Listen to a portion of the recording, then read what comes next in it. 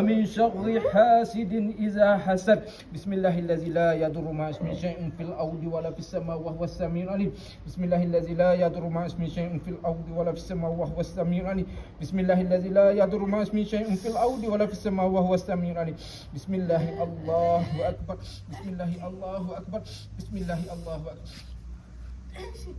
Okay. Beza tak dengan tadi? Beza. Nak lepas tak? Tak boleh lepas.